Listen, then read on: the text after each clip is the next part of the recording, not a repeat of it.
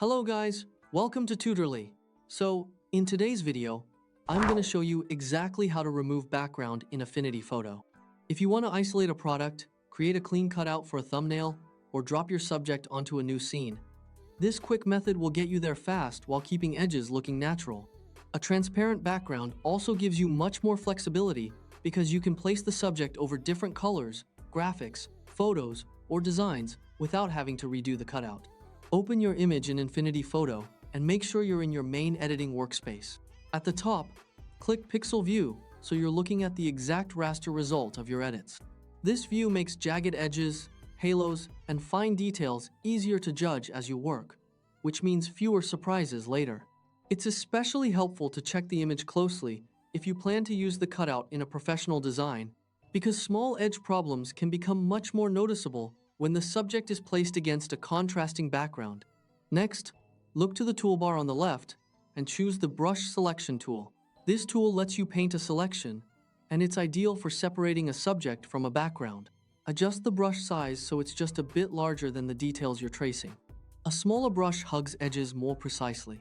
You can use a larger brush in open areas to work faster, then reduce the size as you approach detailed edges, giving you a good balance between speed and accuracy. If the tool offers add and subtract modes, stay in add while painting over the background you want to remove. When the selection accidentally grabs part of your subject, switch to subtract and gently paint it back out.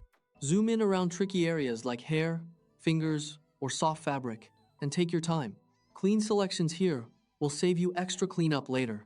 Try to follow the natural outline of the subject rather than rushing through these detailed areas, because careful edge work is what helps the final cutout look realistic instead of obviously edited. With the background fully selected, press Delete.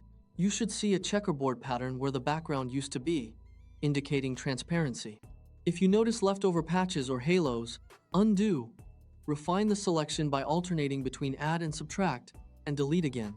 A quick pass around edges with a slightly smaller brush often tightens the result nicely. After deleting the background, it can also help to temporarily place a contrasting color behind your subject, so any missed pixels, bright fringes, or rough edges become easier to spot. That's it!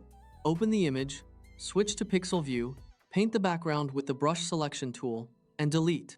With a little practice adjusting brush size and zooming in on edge details, you'll remove backgrounds cleanly and confidently every time. Once you're happy with the result, make sure you export to a format that supports transparency, such as PNG, if you want to keep that checkerboard background transparent for thumbnails, product images, or future design projects.